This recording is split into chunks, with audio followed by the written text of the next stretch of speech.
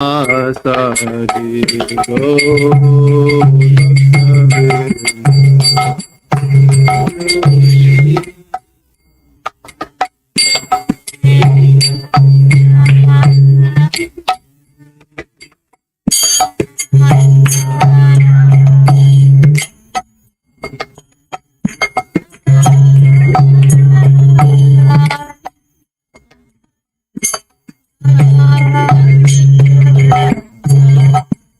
Jayo Shri Krishna Chaitanya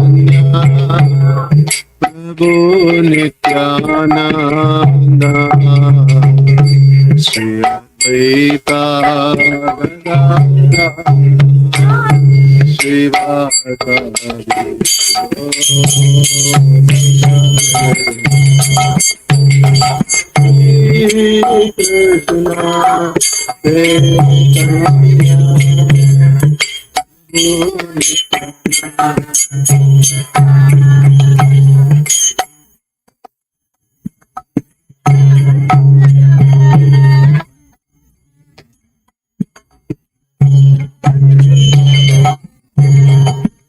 Jayo Shri Krishna Chaitanya Prabhu Nityananda Advaita Gadadhara Srivasadi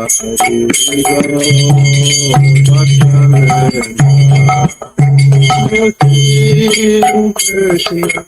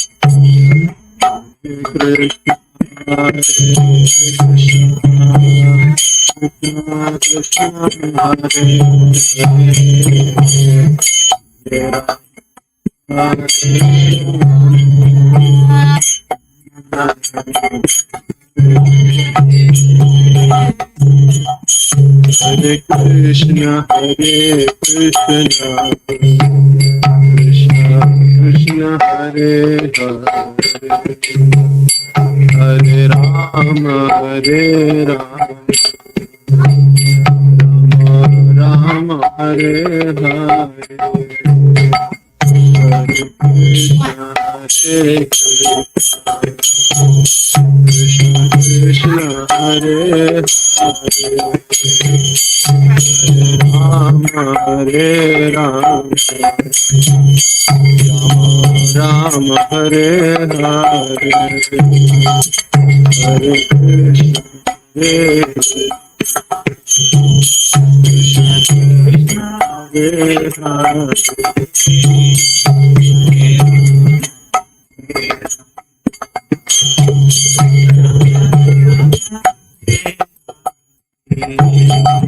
Hare Krishna, Hare Krishna, Krishna Krishna, Hare Hare, Hare Rama, Hare Rama, Rama Rama, Hare Hare.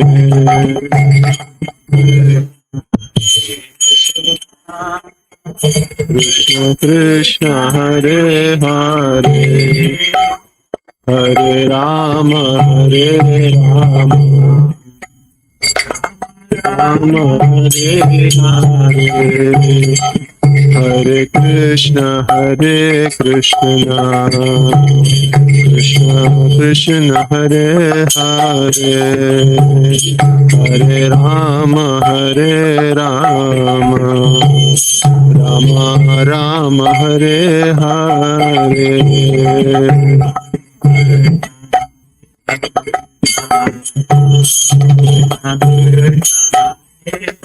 Hare Krishna, Krishna Krishna, Hare Hare, Hare Rama, Rama Rama, Hare Hare.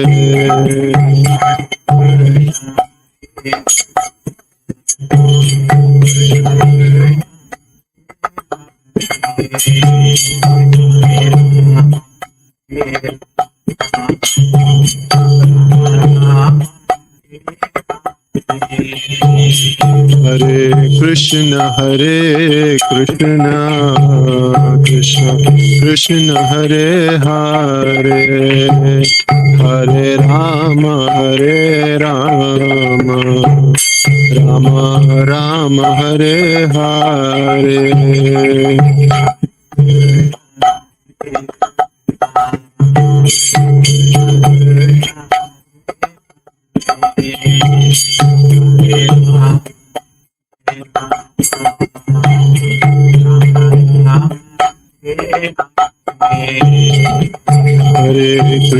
Hare Krishna, Krishna Krishna, Hare Hare, Hare Rama, Rama Rama, Hare Hare.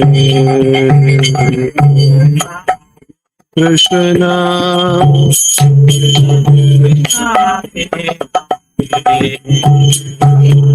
Rama, Hare Rama, Rama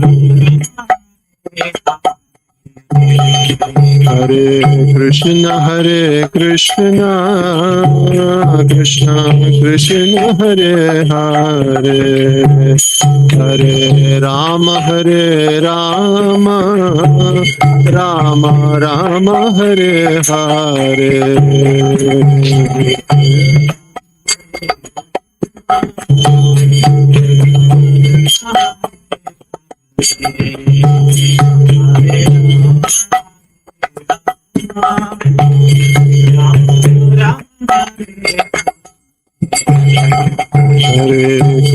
Hare Krishna, Krishna Krishna, Hare Hare, Hare Rama, Rama Rama, Hare Hare.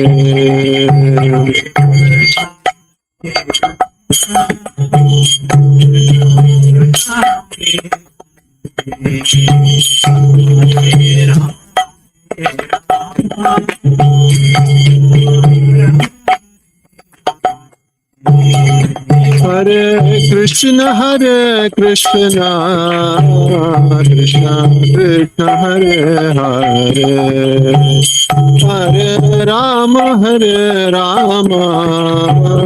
Rama Rama, Hare Hare. Hare Krishna, Krishna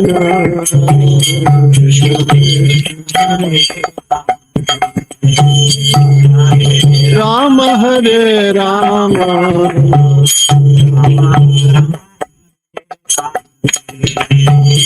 Hare Krishna, Krishna Krishna, Hare Hare, Hare Rama, Rama Rama, Hare Hare.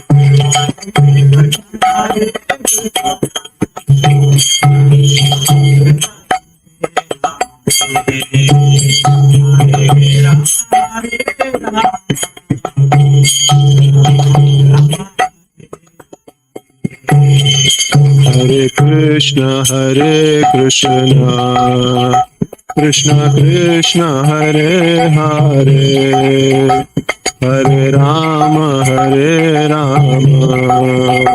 Rama Rama, Hare Hare.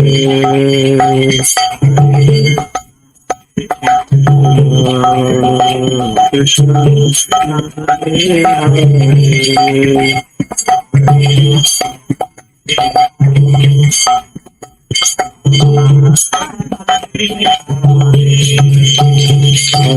Krishna Hare Krishna Krishna Krishna Hare Hare Hare Rama Hare Rama Rama Rama Hare Hare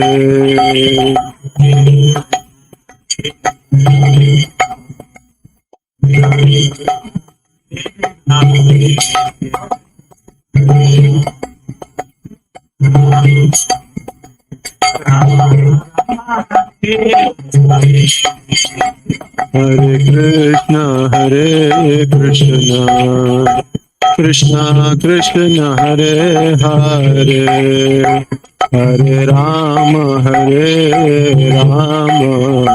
Rama Rama Hare Hare Hare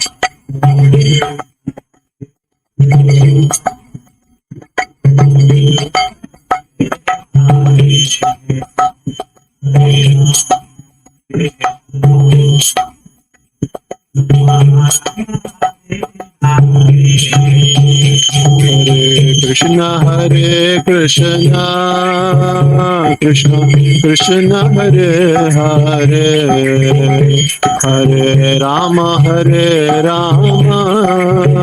Rama Rama Hare Hare Krishna Krishna Krishna Hare Hare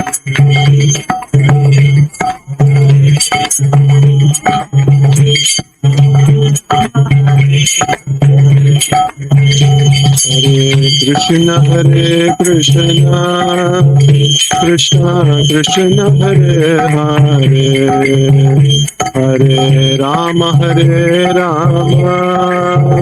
Rama Rama Hare Hare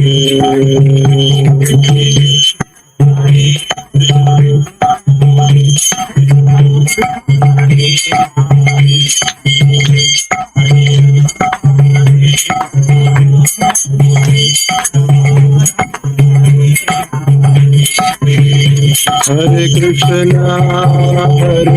Krishna Krishna Krishna Hare Hare Hare Rama Rama Rama Hare Hare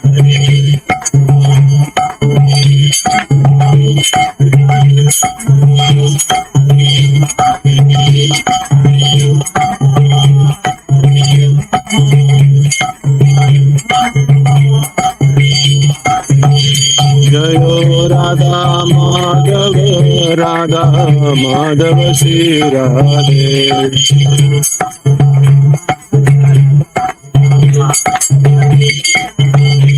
Jayo Jagannatha Baladeva Jaya Subhadramai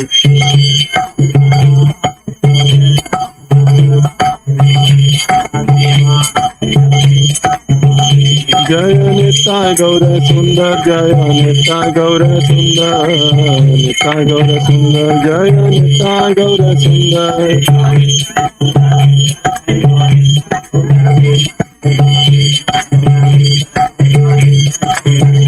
Jaya Jaya Prabhupada Jaya Jaya Prabhupada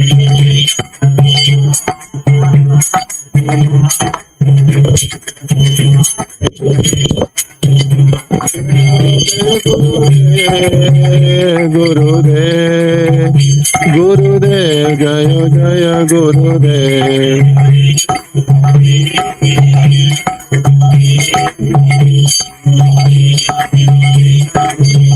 Nitya Gaura Hari Bol Nitya Gaura Hari Bol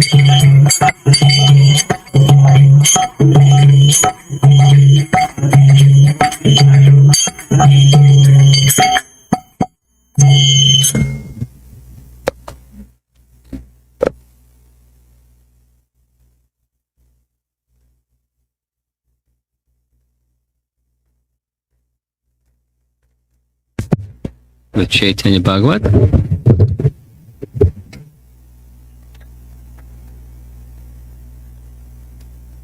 This little boy is in a very playful mood. I think he needs to go play. I don't think he can sit still.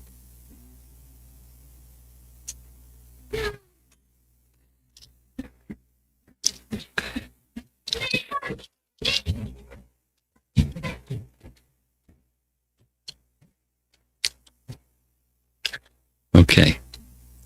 Chaitanya Bhagavata, chapter 19. The Lord's pastimes in Advaita's house. All glories to Lord Vishwambar, the Lord of all the Vaishnavas. O Lord, please deliver the living entities by giving them your devotional service. In this way, Lord Vishwambar performed pastimes in Navadvip that were not seen by all. What's the verse number I'm supposed to end? I didn't mark it. You check. In the company of Nityananda and Gadadhar, the Lord enjoyed pastimes in the houses of his devotees. All the devotees were filled with the Lord's ecstasy. They saw the entire world in relationship to Krishna. 177.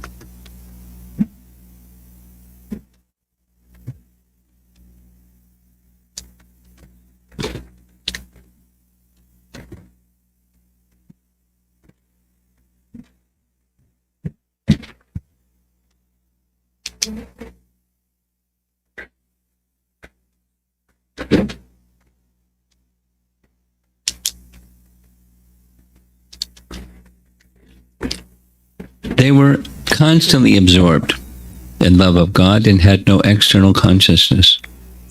They had no engagement other than the performance of Sankirtana.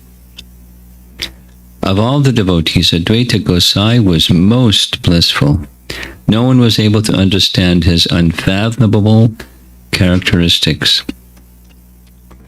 The glories of Lord Chaitanya's great devotee, Advaita, Lord of Shantipur, are known by the mercy of Lord Chaitanya to only a few devotees.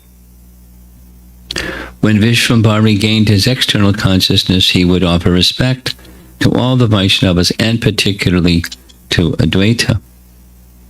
As a result of this, the Lord of Shantipur was unhappy. His mind rumbled, and his heart felt no relief. This thief constantly harasses me by giving up his superior position and grabbing hold of my feet. The Lord is most powerful, so by force I cannot check him from taking dust from my feet. The only alternative I have is the power of devotional service, for no one can recognize Vishwambar without devotional service. When I smash his illusion into pieces, then only will my name Advaita Singha be glorified. This thief has become proud after defeating Brighu, but he does not know that I have hundreds of disciples like Brighu. I will make the Lord so angry that he will punish me by his own hand. Although the Lord has incarnated to preach devotional service, I will not show any respect to such devotional service. This is my resolution. If I do not accept devotional service, then the Lord will forget himself out of anger and punish me by pulling my hair. After contemplating this way, Advaita Prabhu happily departed with Haridas. He came home on the pretext of some work and contemplated his resolution. Intoxicated with ecstasy, he constantly swayed back and forth as he glorified Gyan while commenting on the book named Yoga Vashishta. Without Gyan, what power does devotional service to Vishnu have? Therefore, Gyan has all potency, and it is the life of all. One who does not understand such Gyan is comparable to a person who leaves his wealth at home and then searches for it in the forest. Devotional service to Vishnu is like a mirror, while Gyan is like the eyes. What is the use of a mirror if one has no eyes? I've studied all the scriptures from beginning to end and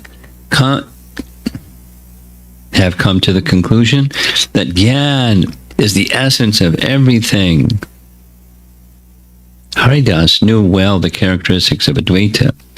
Therefore, on hearing this explanation, he laughed loudly. Such are the unfathomable characteristics of Advaita Prabhu. They are auspicious for the devotees and impediments for the miscreants.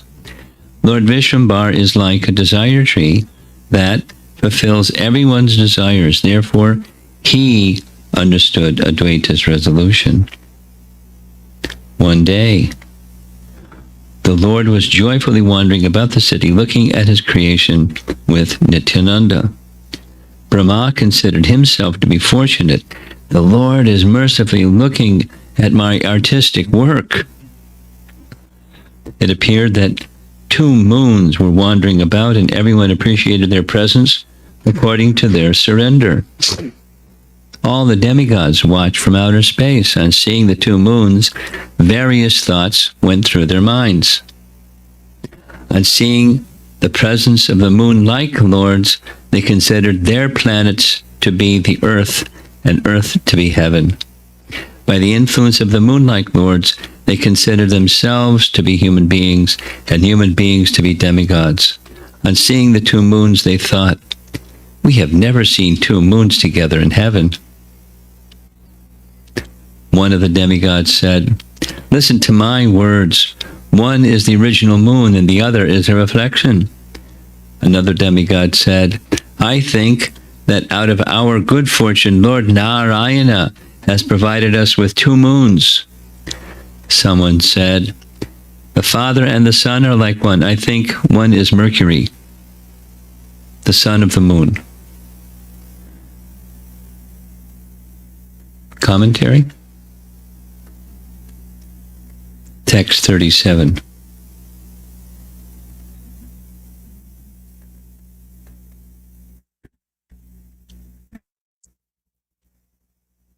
You have commentary? According to the Vedic statement, Mercury is the son of the moon. According to the Vedic statement, Atma vai jayate putraha. A man is born as his own son. There is a similarity between the father and the son. Mercury is the son of the moon, and therefore as good as his father. Perhaps of these 2 moons, one is the son of the other. I had no understanding of Mercury being the son of the moon. But there we go. It was not at all wonderful that the demigods were bewildered by the Lord's form, which even the Vedas cannot ascertain. In this way, Nityananda and the son of Jagannath Mishra wandered about the city. Addressing Nityananda, Vishwambar said, "Let us go to Advaitacharya's house in Shantipur." The 2 joyful, most restless lords then set out on the path to Advaitacharya's house. Halfway down the road, near Mulaka, is a village named Lalitapur, which is situated near the Ganges. In that village lived a householder, sannyasi. His house was on the side of the road near the Ganges. The Lord asked Nityananda, "Do you know whose ashram this is and who stays here?" Nityananda replied, "O Lord, this is the house of a sannyasi." The Lord then said, "If we are fortunate, we can meet him." The 2 Prabhus smiled as they went to the sannyasi's house. Vishwambar thereupon offered obeisances to the sannyasi. On seeing Vishwambar, most enchanting form, beautiful limbs, and smiling face, the sannyasi in great satisfaction offered him various benedictions. "May you achieve wealth, family, good wife, and learning. The Lord said, "Oh, Gosai, this is not a benediction. Rather, you should say, 'May you attain the mercy of Krishna.' The benediction of devotional service to Vishnu is inexhaustible and indestructible. Whatever you have said, O Gosai, does not befit you." The sannyasi smiled and said, "I am now directly experiencing what I have previously heard. If good advice is given, people will chase you with a stick. The behavior of this son of a Brahmana is just like that. I happily awarded him the benediction of wealth, and what to speak of appreciating it, he found fault in me." The sannyasi said, "Listen, O son of a Brahmana, why do you criticize my benediction?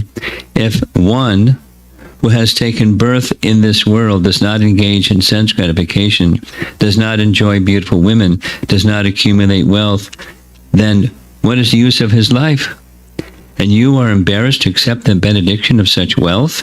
Tell me, even if you have this devotion to Vishnu, what will you eat if you do not have wealth?" On hearing the words of the sannyasi, the Lord smiled and raised his hand to his forehead. By this action, Mahaprabhu taught everyone not to aspire for anything other than devotional service. "Listen, O sannyasi Gosai, we will certainly eat whatever is destined by our karma. If wealth and family are the aim of life, then tell me, why are they taken away at the time of death? No one wants fever. Why then does fever appear and afflict the body? Listen, Gosai, the cause of this is karma. What great personality knows this in truth? Some people claim that the Vedas indicate the heavenly planets are the goal of life. But such teachings are simply the compassion of the Vedas on the foolish. People take great pleasure in material happiness, and the Vedas offer directions according to their mentality. What is the fault of the Vedas? The Vedas declare, quote, "By taking bath in the Ganges and chanting the name of Hari, one will achieve wealth and children." And people therefore engage in such activities. If one somehow or other takes bath in the Ganges and chants the name of Hari, then by the influence of those activities, one will easily achieve devotional service. Foolish people do not understand this intention of the Vedas, so they give up devotional service to Krishna and engage in sense gratification. O Gosai, try to understand what is good and what is bad. There is no benediction other than devotional service to Krishna. While instructing the sannyasi, the Supreme Lord and spiritual master of everyone taught devotional service through Vedic evidence. Whatever Lord Chaitanya speaks is the absolute truth. Sinful living entities who blaspheme others do not accept his words. On hearing the Lord's words, the sannyasi smiled and thought, "I can understand that this Brahmana has become crazy because of misguidance. It appears that this sannyasi has spoiled this Brahmana's boy's mind and has taken him somewhere." The sannyasi said, "The time has come when I appear ignorant before a child. I have traveled throughout the world to Ayodhya, Mathura, Haridwar, and Badrikashram. I have been told I have been to all the holy places like Gujarat, Kashi, Gaya, Vidyanagara, and Sri Lanka. Yet I could not understand what is good and what is bad. Now this child who is still drinking his mother's milk is teaching me." Nityananda smiled and said, "Listen, Gosai, there is no need to argue with a child. I know very well your glories. For my sake, forgive all his offenses." When the sannyasi heard glorification of himself, he became pleased and immediately invited him for lunch. Nityananda said, "We have to leave immediately for some important work. You may give us something that we can eat on the way after taking bath." The sannyasi said, "Take bath here, eat something, feel refreshed, and then go." The two Prabhus incarnated to deliver the sinful living entities, so they agreed to remain at the sannyasi's house. After getting relief from their journey by taking bath in the Ganges, the two Prabhus came and sat down to eat some fruit. First they offered items like milk, mangoes, and jackfruit to Lord Krishna, and then they sat down before the sannyasi. The sinful sannyasi drank wine. Making some signs to Nityananda, he spoke as follows. Listen, Shripad, shall I bring you some ananda? Where else can I find guests like you? Since Nityananda had visited various places, he could understand that this person was a drunkard sannyasi. The sannyasi repeatedly asked, shall I bring some ananda? Nityananda replied, we shall go now. On seeing the Cupid-like beauty of the two lords, the sannyasi's wife watched them with full concentration. She told her husband, why are you disturbing their meal? The Lord said, what is this ananda the sannyasi is talking about? Nityananda replied, I think he's talking about wine. Vishwambar remembered Lord Vishnu. He washed his hands and immediately left. After jumping into the Ganges, the two restless lords went to the house of Advaita by floating in the waters of the Ganges. This question came up at the family's home, where one of the I-Fast devotees asked this question. The Lord bestowed mercy on womanizers and drunkards, but he annihilates blasphemers, even if they're well-versed in Vedanta. Although this sannyasi drank wine and intimately associated with women, the Lord visited his house. There's the answer to the question, if you can convey that to whoever. In the course of their conversation, in the purport, whatever it says there, in the course of their conversation, the Lord taught him religious principles. He took rest in his house and ate there. Even if the sannyasi could not attain perfection in this life, he would in the next. But the blasphemers will never achieve perfection. That is why non-devotee sannyasis cannot see the Lord. The sannyasis of Kashi are evidence of this. As described in Antyakanda, when the Lord went to Kashi, all the sannyasis there heard about his arrival. Those sannyasis became happy to hear about the arrival of the great personality and thought, we will see Chaitanya. They were all conversant in Vedanta and practiced at austerities. They had lived their entire lives in Kashi and were greatly renowned. Yet all their good qualities were nullified by one fault. They taught Vedanta but did not explain devotional service to Vishnu. The lion-like Gora, the super soul of all, knows everything. Although he went to Kashi, he did not give darshan to those sannyasis. While in Varanasi, he hid in Ramchandra Puri's ashram, where he stayed for 2 months. 2 days before the observance of Vishvarup Kshaura.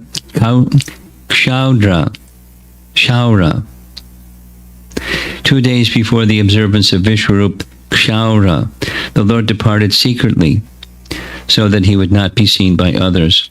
Later, the sannyasis heard that Lord Chaitanya had left, and so they would not be able to see him. All their intelligence was stolen away simply because of their indulgence in the sin of blasphemy. Yet, even after his departure, they did not feel remorse. They said, we all have common lineage, so why did he leave without speaking to us? Why did he forsake his religious duties by leaving 2 days before Vishwarup Kshaudra? If one is devoid of devotional service, this type of mentality develops. Lord Shiva never accepts the worship of a blasphemer. Those who blaspheme others in Kashi are punished by Lord Shiva, and those who offend Shiva cannot become devotees of Vishnu. Lord Gaurasundara will deliver everyone except the sinful people who blaspheme Vaishnavas. He took bath and ate in the house of a drunkard. But the blasphemous Vedantists could not get his darshan. There's another explanation of why.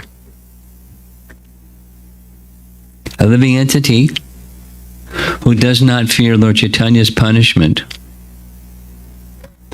is punished by Yamaraj, birth after birth. The acceptance of sannyas and the study of Vedanta of one who has no attachment for the glorification of Sri Gaurachandra, who is constantly praised by Brahma, Shiva, Ananta, and Kamala, the mother of all, is useless. In this way, the two lords blissfully floated in the waves of the Ganges. Vishvambar Mahaprabhu roared loudly and repeatedly exclaimed, I am he, Nada, disturbed my sleep and brought me here. And now he is covering the glories of devotional service by preaching Gyan. See yourself how I punish him today. Today we will see how he defends the process of Gyan. As Mahaprabhu threatened and roared while floating in the current of the Ganges, Nityananda remained silent and smiled to himself. The two lords floated in the waves of the Ganges like Mukunda and Ananta in the ocean of milk. By the influence of his devotional service, Advaita Prabhu was most powerful. He understood that his desire to be punished by the Lord would soon be fulfilled. Advaita Prabhu realized that the Lord was coming in an angry mood, and he began to explain Jnana more enthusiastically. Who can understand the pastimes of Lord Chaitanya's devotees? In this way, the two lords floated down the Ganges to Advaita's house. Accompanied by Nityananda, the angry Vishvambar saw Advaita rocking back and forth in the happiness of Gyan. When Haridas and Achyuta, the son of Advaita, saw the Lord, they offered their obeisances. The wives of Advaita offered their obeisances to the Lord. Within their minds, they were filled with anxiety in seeing the Lord's mood. Vishvambar's bodily effulgence was like that of 1,000,000 suns. Everyone became frightened on seeing this. In an angry mood, the Lord said, "Oh, Nada, tell me which is superior, Gyan or Bhakti?" Advaita replied, "Gyan is always superior. What is the use of devotional service for one who does not have Gyan?" On hearing Advaita say that Gyan was superior, the son of Sachi lost his external consciousness out of anger. He dragged Advaita from his seat into the courtyard and began beating him with his own hands.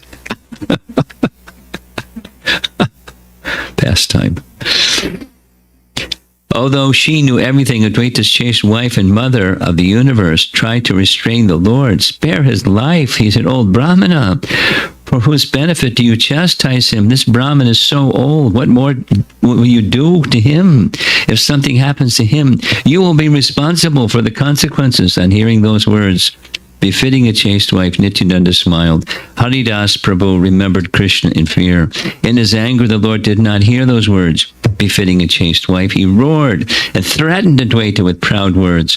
"I was sleeping in the ocean of milk when you, Nada, woke me to fulfill your mission. You brought me to reveal the science of devotional service, but now you're covering devotional service with your explanation on Gyan. If your intention was to cover devotional service, then why did you have me incarnate? I never frustrate your resolve, but you always deceive me." After releasing Advaita, the Lord sat down at the doorway and began to loudly reveal his own glories. "Oh, Nada, it was I who killed Kamsa. You know everything, don't you? Brahma, Shiva, Shesha, and Lakshmi all engaged in my service. The cunning impostor Vasudeva was killed by my chakra." Impostor Vasudeva. Varanashi was completely burned by my chakra, and the mighty Ravana was killed by my arrow. My chakra cut off the arms of Banasura, and my chakra destroyed Narakasura. It was I who held up Govardhan Hill with my left hand. It was I who brought down the Parijata flower from heaven. I deceived Bali and bestowed mercy on him. It was I who killed Hiranyakashipu to save Prahlad. In this way, the Lord revealed his opulences, and Advaita floated in an ocean of ecstatic love while listening. Advaita was filled with ecstasy after receiving his punishment. He clapped his hands and danced in humility. "I received proper punishment for my offense, O Lord. You are very kind and have actually given me only a token punishment. Now I have realized your supremacy. You have suitably punished me for my fault. Now the relationship between the Lord and his servant has been strengthened." After speaking in this way, the Lord of Shantipur danced in ecstasy. Advaita danced in ecstasy throughout the courtyard. He frowned and spoke to the Lord as follows: Where has your glorification of me gone now? Where has all your deceitful behavior gone now? I am not Durvasa Muni, who you insulted by smearing his remnants all over your body. I am not Bhrigu Muni, whose foot dust you happily accepted on your chest as Srivatsa. My name is Advaita, and I am your unalloyed servant. My only wish is to honor your remnants birth after birth. By the influence of your remnants, I am unaffected by your illusory energy. You have punished me. Now give me the shelter of your lotus feet. After saying this, the Lord of Shantipur devotedly fell down and placed his head at the Lord's feet. Vishvambhara respectfully picked up Advaita and cried profusely as he embraced him. On seeing Advaita's devotion, Nityananda cried so profusely that it appeared as if a river was flowing from his eyes.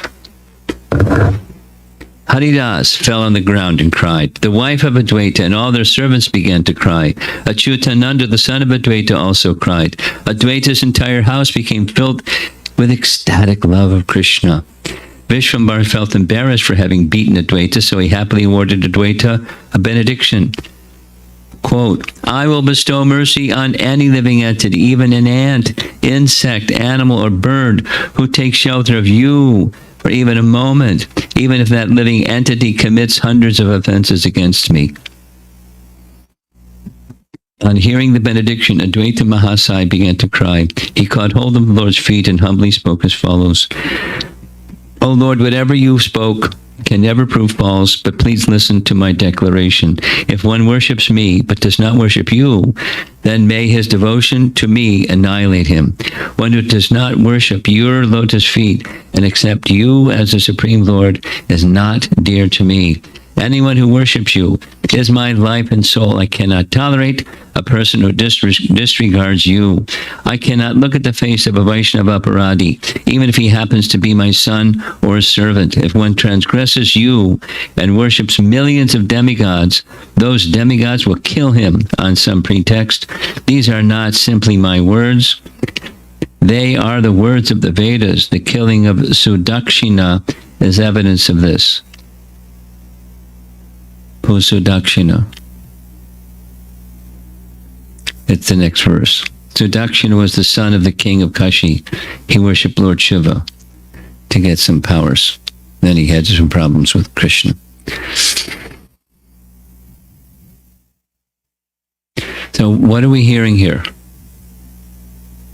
What's the, through all the ecstatic expressions of Vrindavan Das, the author, what are we hearing?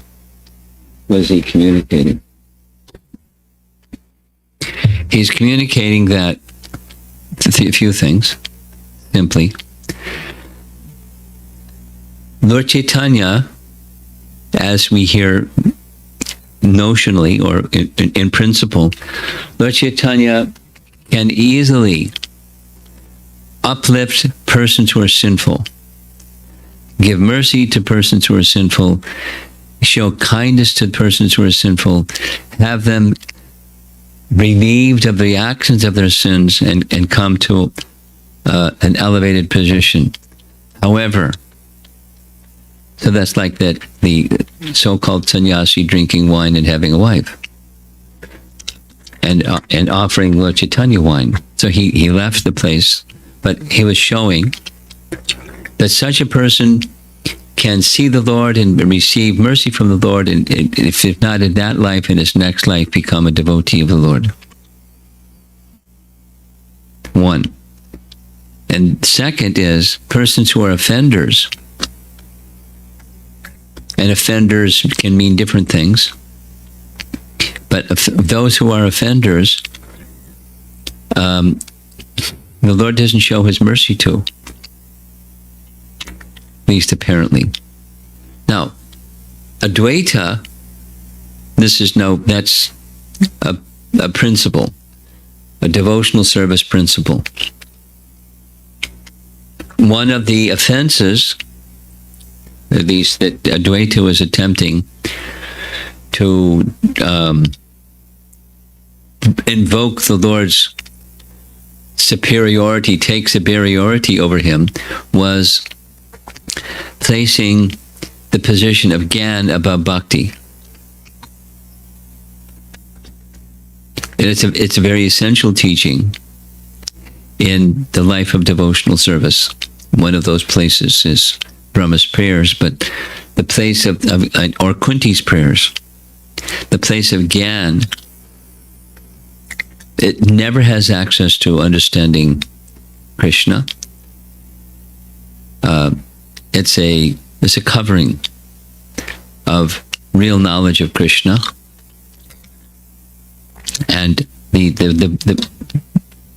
Bhagavatam teaches us we should leave it to the side and bring forward devotional service, because only when reliance upon Gyan is pushed to the side, we use our faculty of intelligence and reasoning and so forth, but that's not access to Krishna. The access to Krishna is through bhakti.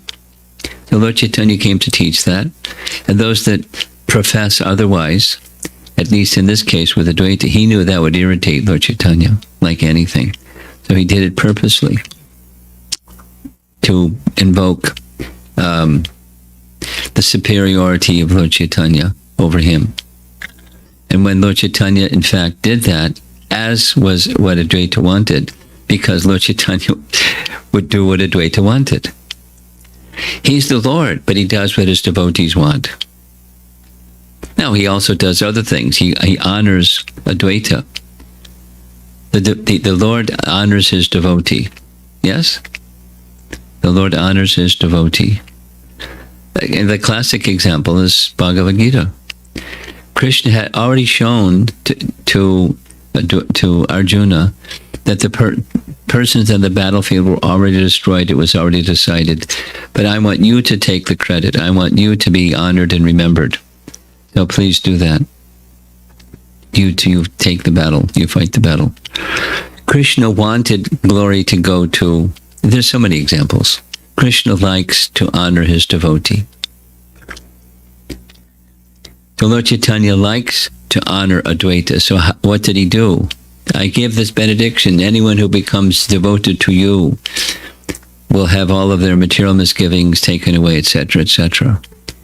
And then Advaita said, because what you have said cannot be taken away, I make the declaration that if persons accept me but don't accept you, they're finished, they're ruined. And interestingly, that's what happened. This is a little detail. It's not elaborated on in Chaitanya Charitamrita. It's hinted at. That is, Advaita had several sons. One of these sons is mentioned here. His name is Achyuta or Achyutananda. Achyutananda was one of Advaita's disciples or sons who became a great acharya. However, Advaita Acharya had other sons, and those other sons, they accepted the divinity of Advaita, but they minimized the position of Lord Chaitanya. Now, it's not described in Chaitanya Charitamrita in those terms. Rather, Krishnadas, the author, simply says, those that are not mention is not made of those who are useless. They were worse than useless. They were offenders. And the offense specifically was that they had accepted the supremacy of Advaita Acharya, the divinity of Advaita Acharya, but did not accept Lord Chaitanya. Advaita Acharya didn't like that, and he uttered his statement about not liking that.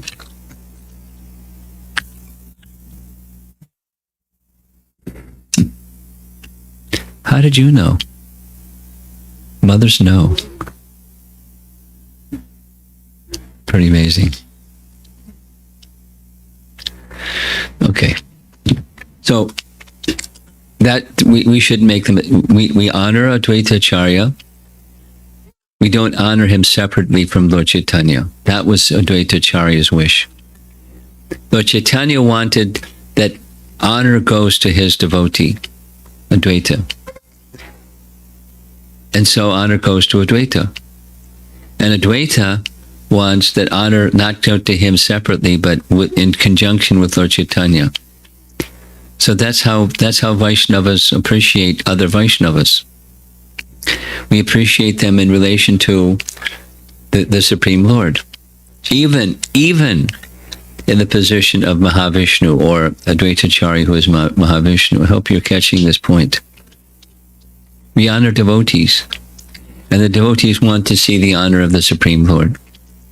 They don't want to see separate honor go to them. They want to see honor in relation to the Supreme Lord. And that's the Vaishnava teaching. That's the Vaishnava way. And there's all kinds of other understandings out there. But the devotee, they're allergic to glorification or honor to themselves. They just immediately direct that honor to the Supreme Lord. And if there are those that stubbornly wish otherwise, then Advaita is saying they're finished. So there's several times in Lord Chaitanya's pastimes where Advaita Acharya did like this. He did something to catch Lord Chaitanya's anger, so that he would show his superiority, and then Advaita Acharya could then clearly accept the position of being the servant.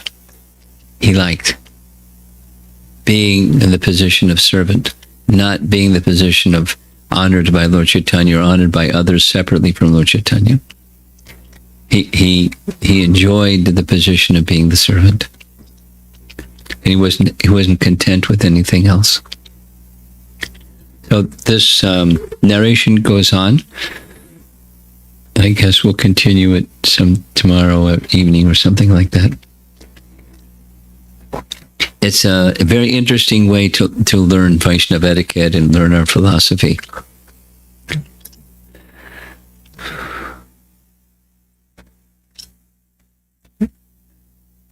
And even the devotees that were involved, another important part of all this is they were, when Lord Chaitanya was behaving in this angry way, they were astonished.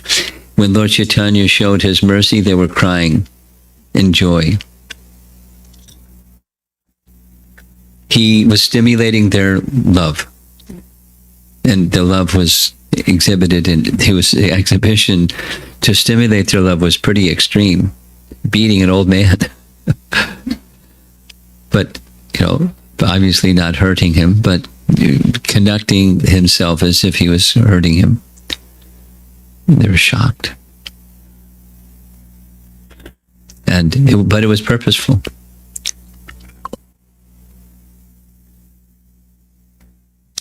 Lifting their moods of love for the Lord and for his devotee. Not otherwise. It's not mundane dealings of anger and so forth. Let's see if there's some discussion.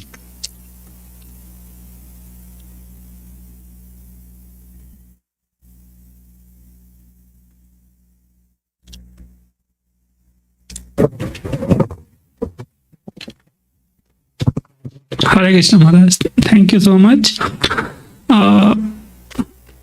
There is sometimes devotees speak about, a devotee, children born in a devotee family is naturally or expected to become a devotee, a good devotee, when a devotee grows. So sometimes the devotee, doesn't become a nice devotee or falls into bad practices and all. And a father, kind of within his heart, and the parents, feel guilty.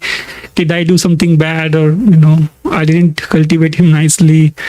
So sometimes some devotees say this particular statement. Even Advaita Acharya couldn't do that. Some sons were great devotee, and some sons become Mayavadis. So I'm just trying to correlate with this. Can you please maybe elaborate a little bit more? When worldly parents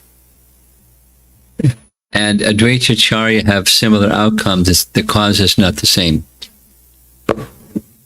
This is a pastime and not a worldly event. Now, even with worldly events, there's a particular soul who takes shelter as a son or daughter, and that particular soul as son or daughter, they have their own stuff, karma, their own inclinations, their own dispositions of mind, their own situations of life to work out. And it's not necessarily something caused by insufficiency on the part of the parents.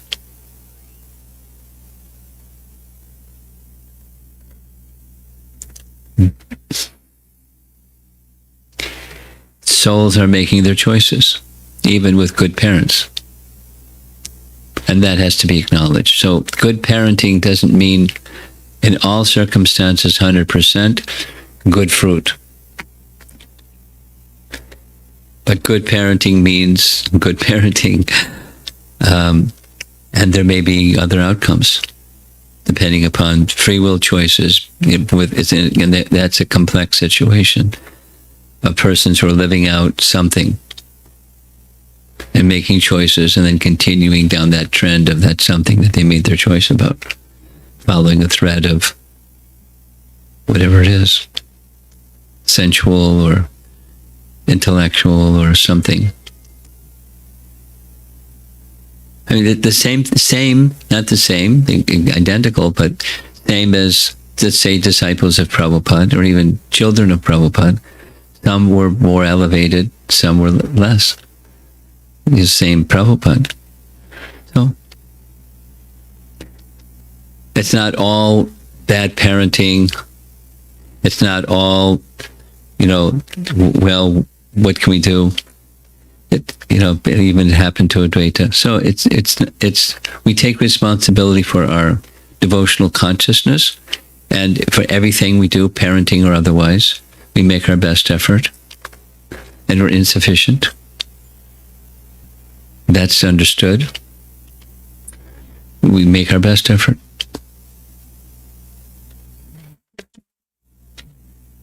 And yes, it does happen even with Advaita. It's not like shrug your shoulders and say, well, so what? It's maybe some solace if some misfortune comes. And feeling guilty, as you mentioned, I know a number of, as you were speaking, I was thinking of a dozen different parents who are in that mood, beating themselves up because they made mistakes or whatever. It's not easy to bear.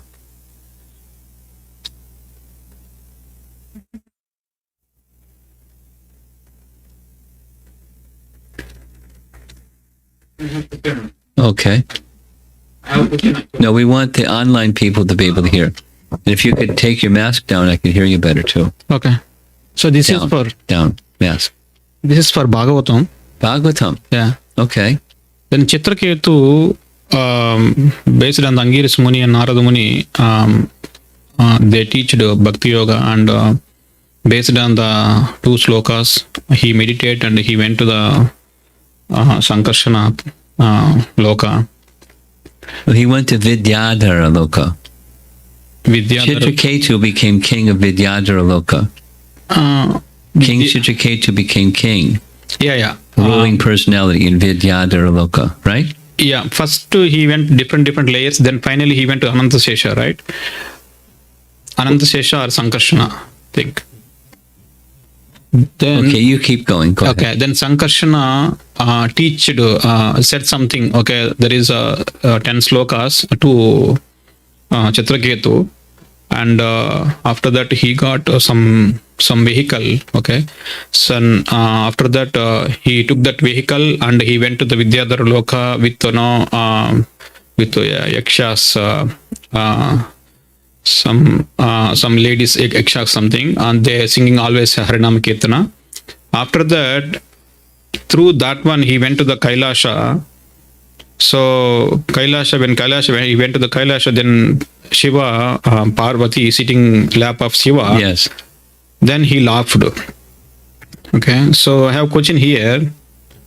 When he want to meet to the God, okay, Sankirtana God, that means he is completely Suddha Sattva. Then only he can able to enter into the planet. So if he is completely Suddha Sattva and he didn't understanding what is the tattva, why he laughed? Because if he laughed means he has something about something the ahankara, something ego he has in mind, then only he see and he laughed.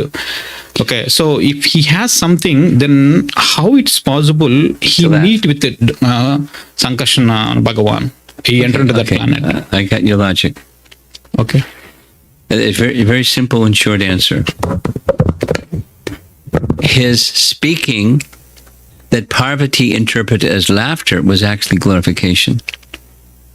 His speaking was intended in a friendly way. He was such an elevated personality that he had a friendship kind of relationship with Lord Shiva, not just a worship relationship of Lord. I mean, respectful, but friendship. His indication was only somebody as elevated as you could have Parvati on your lap and not be agitated. That was his intention, and it was taken by her as otherwise. It was a friendly exchange, not a laughing exchange, not an offensive behavior. She took it as such, but it wasn't. Yeah, that is also is mentioned that Shiva, after that she cursed Chitraketu. Then Shiva teached, Shiva said to Parvati, okay, this is a little bit friendship like that. But till that situation, Chitraketu didn't see Shiva. Okay, so how the friendship will... He did see. That's the point. He saw the exaltedness of Lord Shiva, and he was remarking, just see how exalted is Lord Shiva. Parvati took it otherwise. Now you go back and read the section again. I'm quite familiar with that section of the Bhagavatam. Go back and I don't want that's no round and around.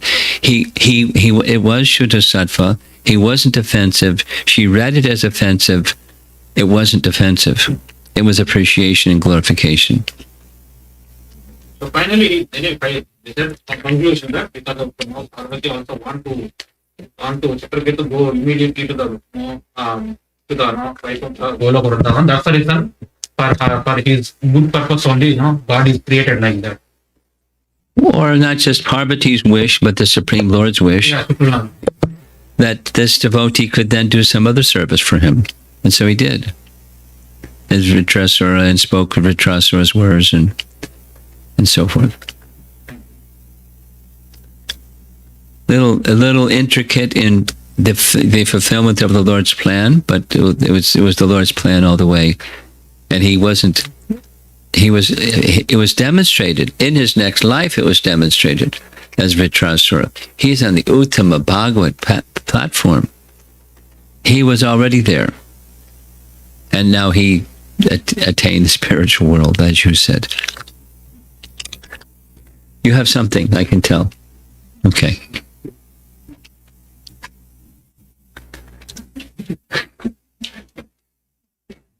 I have two questions, but I'll start with one, Maharaj. About the one principle you were sharing about honoring Vaishnavas in relation to Supreme Lord. I want to understand a little bit more about the topic, Maharaj, if it's okay. Just like that. Well, we honor devotees, and we honor devotees in relation to them. It's implicit. Some devotees want to see it be more explicit. and either they ask the speaker to be more explicit or they'll be explicit, but that's the mood of the devotee receiving some praise. And the giver of some praise can simply praise the devotee while in the back of their mind they're thinking, this devotee is great because the Supreme Lord has bestowed some greatness upon them. But they may directly praise the devotee. Like, let's just say, like today, we were at someone's home and there was a little girl who was singing kirtan. And it was really nice. I mean, she's a little girl. It's not professional or anything, or like, superlative. But, she was singing nicely. So where'd that ability come from? It comes from Krishna. So we may appreciate her singing. But that singing is a gift from Krishna. And as she uses that more and more and more and more in devotion for Krishna, it will grow and grow and grow. And more appreciation, more glorification of the devotee, but behind the devotee is the giver of that ability, the musical ability. So it's implicit, and devotees like to see it be explicit. And we should be, at least as we're appreciating someone is doing they're endowed with something by the source of creation, the source of everything. It's like this statement, Brahma was thinking, oh, wonderful. The Lord Chaitanya is appreciating my artwork. Okay.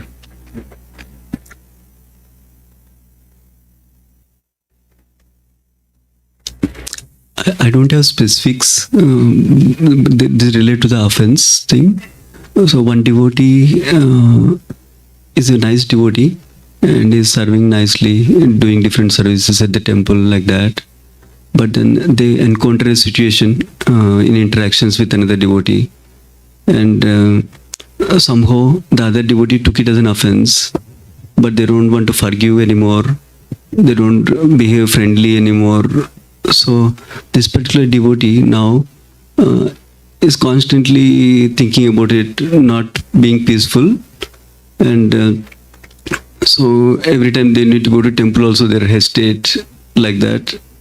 I don't have specifics, Maharaj, but one devotee was asking a couple of times, I noticed in a couple of months, what is the best thing they could do to... What is the best thing? Which one could do? Person A or person B? The person who is thinking about that still and not able to do devotion so much because of that in the mind.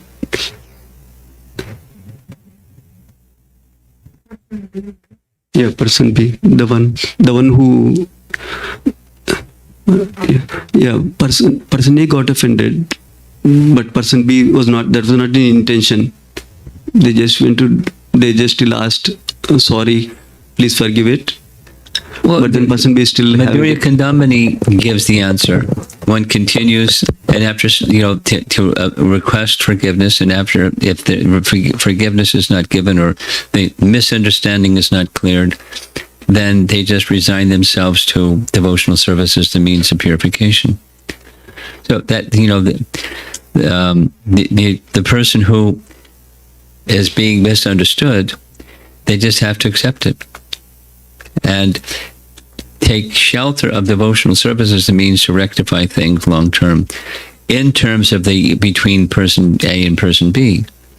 But at least between both persons and Krishna, devotional service is the means for purification and shelter. That's the bottom line for us. That devotional service is pure. Ultimately we take shelter of devotional service. We want friendships and we want loving exchanges, and that may be blocked by some not understood reason. We take shelter of devotional service. Does that answer your question? I think I've understood your question. I'm not sure I did, though. Yeah, only one element, Maharaj. One more, okay. That element is that devotee, even though the answer is given, that is a devotion service is a focus, the devotee still has in the mind, So that's their burden. What's in the mind needs to be cleansed too. But, we're responsible for what's in our mind, not what's in somebody else's. So make your mind pure. Become a pure devotee, an agent for helping others as best you can to they can also attain purity. That's our wish. One comment is okay? Huh? One more comment? Thank you. You got the microphone. Yeah. I was remembering another the past time you were describing earlier, long time ago, that like Lord Chaitanya and Lord Nityananda, they also need to be respected. It's not like one respects Nityananda and one respects Lord Chaitanya. Yes, like that also. Like that, same, exactly the same dynamic. The names are different, but the principle is the same.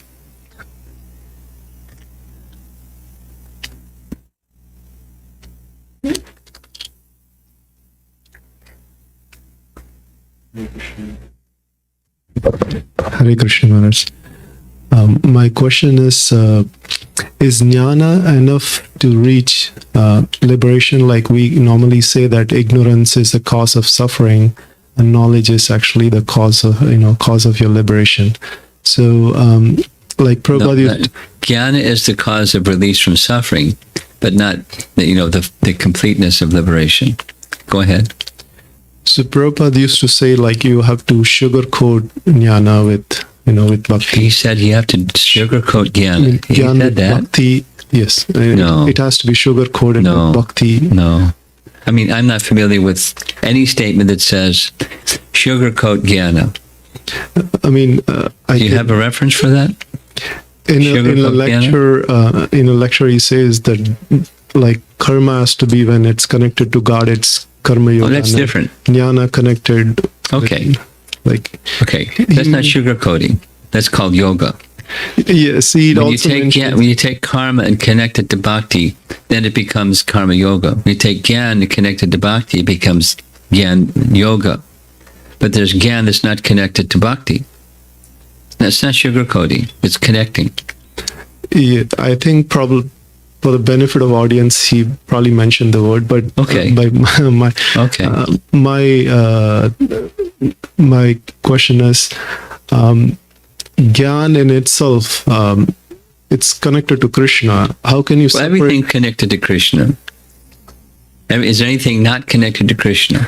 Sin is connected to Krishna because everything comes from Krishna. Offense is connected to Krishna because everything is connected to Krishna. So how is that Advaita Acharya is saying that Gyan is actually... He's saying it's superior. So that He was explicitly saying, what's the use of devotional service without Gyan? So is that a wrong statement? Yes, it's a wrong statement.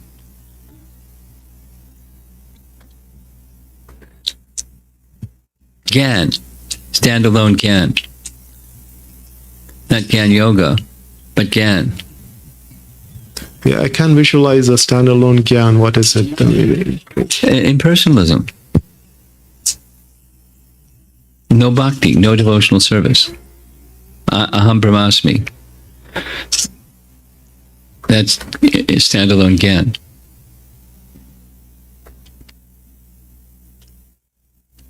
There's no supreme. There's no service.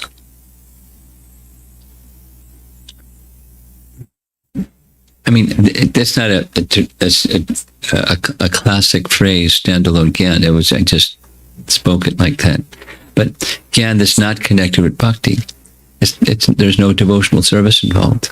That's what he was saying. If it's so dry, why would somebody get attracted to such a Gyan? Because they're suffering, and it's a way to eliminate suffering is you just do away with the suffering. Just do away with everything. It's not what real happiness is, but it's the diminution of suffering or elimination of suffering. Notional elimination of suffering is I have nothing to do with it.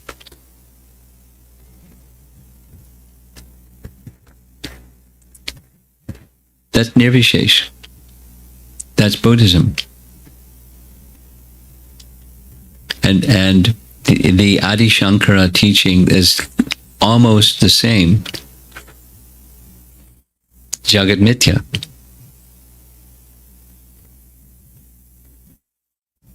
no bhakti. Just call it a bad name. It's false. Doesn't exist. Then have a whole philosophy centered around how it doesn't exist.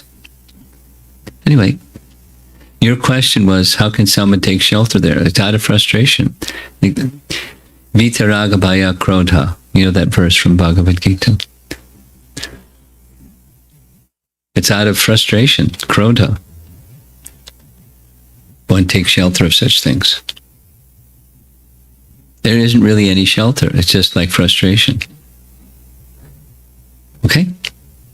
Just one clarification on that. So if there is an element of service, then that means it is bhakti. There's at least some strain or contact with bhakti. And it's the consciousness. I mean, now the soul constitutionally is servant of Krishna. So it's there, always. But if it's denied or checked or anesthetized, then it's standalone. And if there's some, then it's mixed. Gyan yoga, karma yoga, dhyan yoga. But then it's the Shuddha position is bhakti yoga. So it's mixed. If you know this teaching. Some service, then the yoga word can be connected. Anything in the back there? Thank you, Nurse. Okay, we're going to go online.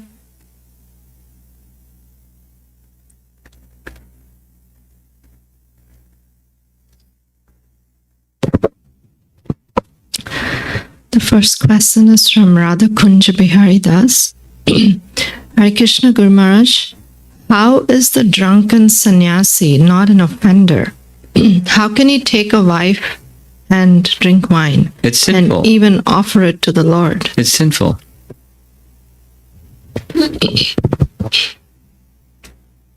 His intention was not offensive. His intention is his senses and his principles were out of control. It wasn't done in an offensive way. It was just sinful. He was deviated, off-track person. Snehavali. Hare Krishna Guru Maharaj, are the sannyasis from Kashi mentioned in the chapter, are they the same as Prakashananda Saraswati's group? My understanding is yes. Whether it's hit directly his group or just in principle, it was known at the time that Kashi was a headquarters of impersonalism. If not, then why Lord Chaitanya didn't give his mercy to them? Because he gave his mercy to Prakashananda Saraswati's group, who were also offenders. Because of the appeal of his disciples. His disciples made an appeal, and he responded to the appeal of his disciples. He gave his mercy because the mercy of the devotees went to those people. And so he gave his mercy. Her second question. In yesterday's pastime, where we discussed that there was no offense made by Advaita Acharya, but Nityananda Prabhu did mention to Lord Chaitanya something on the lines of, quote, if some devotee takes pride, then why do you take offense, unquote. Does this not indicate that offense was committed by Lord Nityananda's words? That pastime was difficult to understand. Advaita Acharya made Lord Chaitanya angry in that pastime. Why would he do it again? Thank you very much, Guru Maharaj. It's their loving exchange. And teaching a lesson once doesn't mean you don't teach the lesson again. The lesson is for us.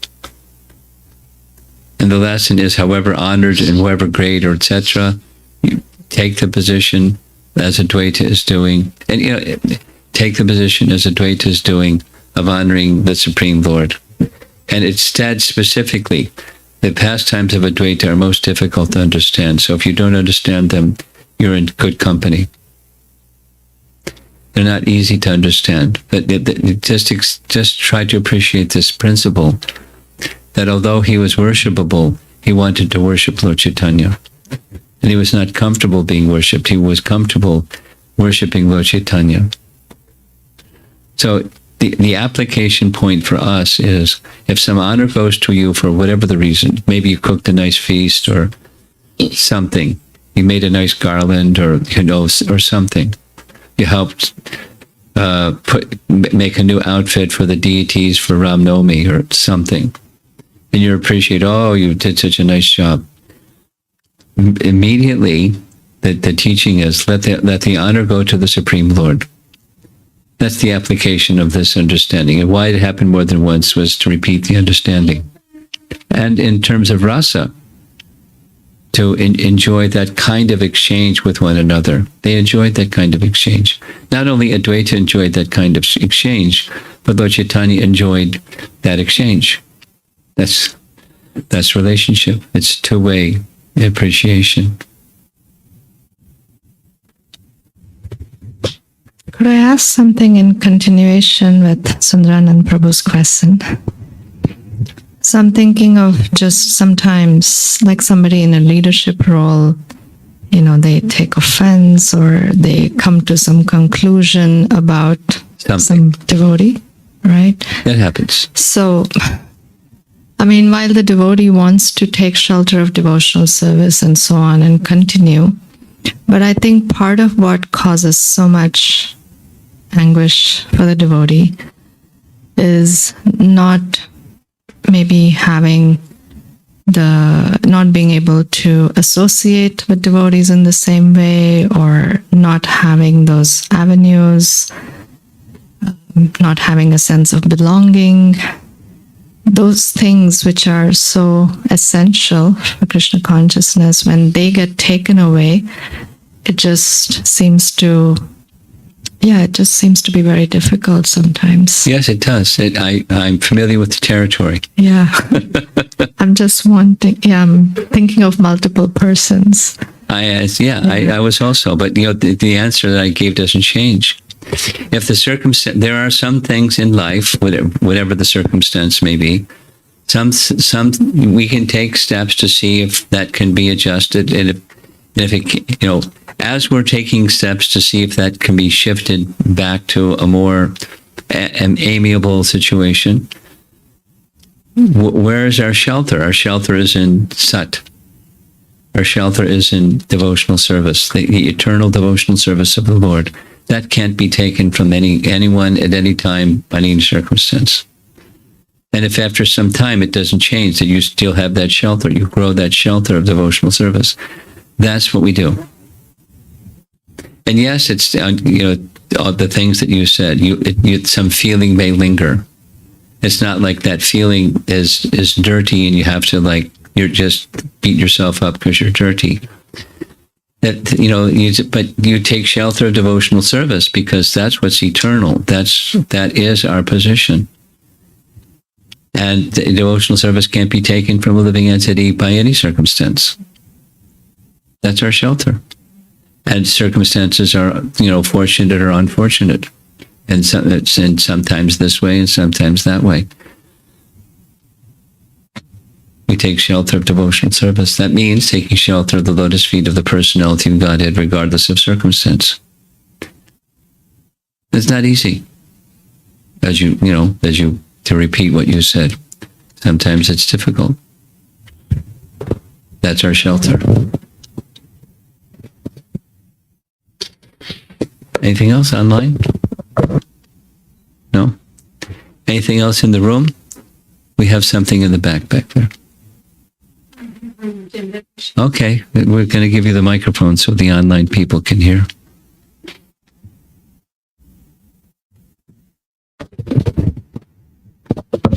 Hare Krishna Guru Maharaj. Like some people, they ask if their health issue or anything, if they have, they say that, can you please pray for us, or can you ask devotees to pray for us, or if they want to develop in their devotional service, they will ask, can you please pray for us? So are we really eligible for that, or how can we pray for them? It's just a two-part question. Yeah. Like Are one you is- eligible to pray for somebody else is part of your question, although you're just a little peon, little small person. How can you do anything that's going to be a benefit to another person because you're so small? Because is it real?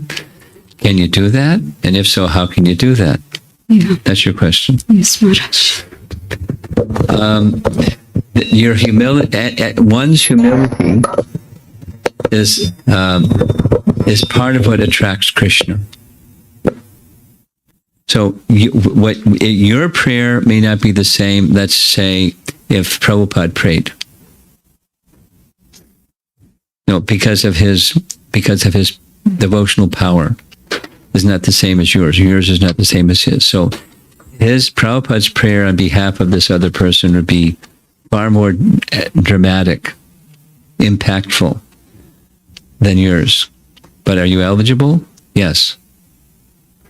And by exercising that eligibility muscle, it grows. And then how is it the other part? My dear Lord Krishna, if you so desire.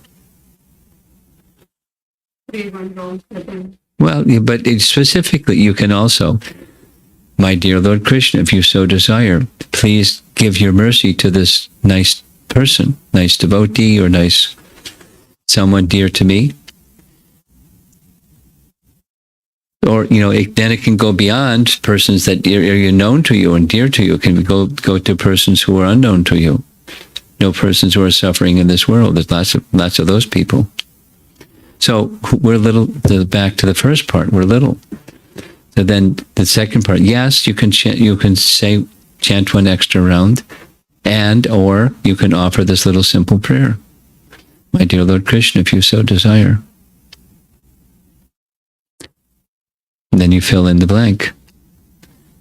Kindly show your mercy to this individual who's struggling and suffering, and my heart goes out to them. So please be kind upon them, if you so desire. Give them some relief from the difficulty they're passing through. No. Krishna is going to do what Krishna is going to do, but that's a devotional expression from your side. And Krishna will hear it. Prayer is powerful. For real. It's real. Even from little people like you and me. It's real.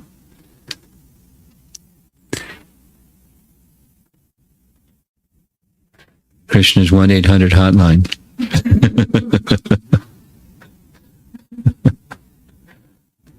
Busy. Sorry, we'll get back to your call in 30 minutes.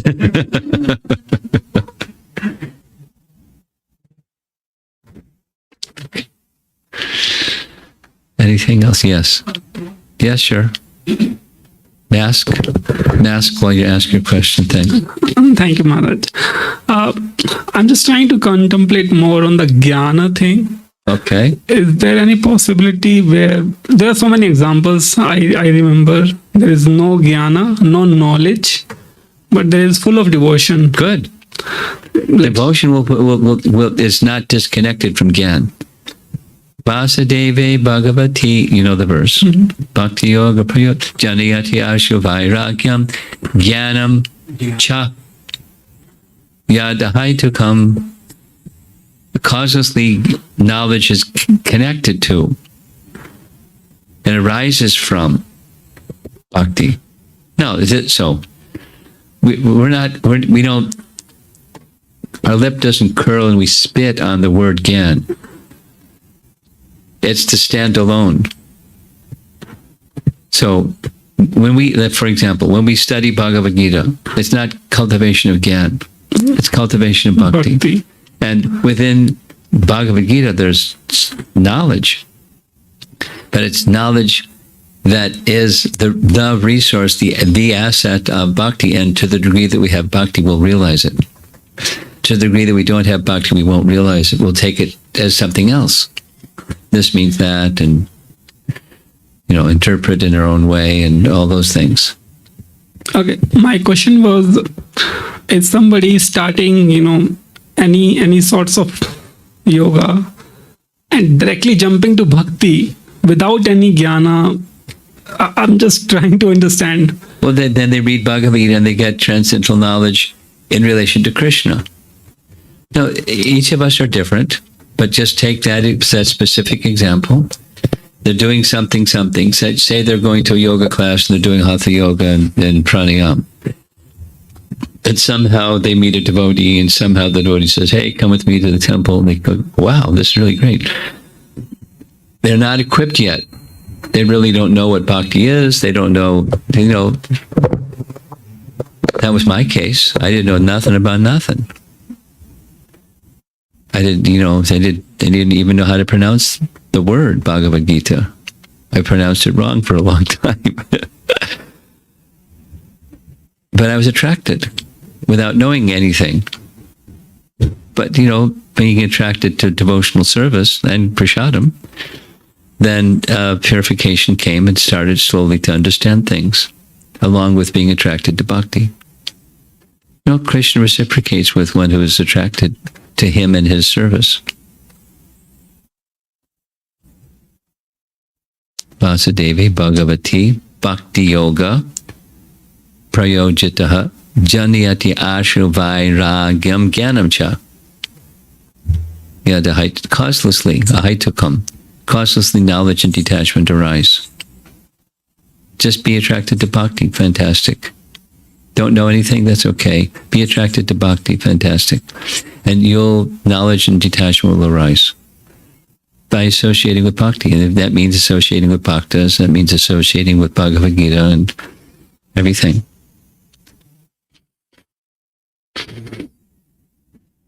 Okay. I guess we're done. Srila Prabhupada ki jai.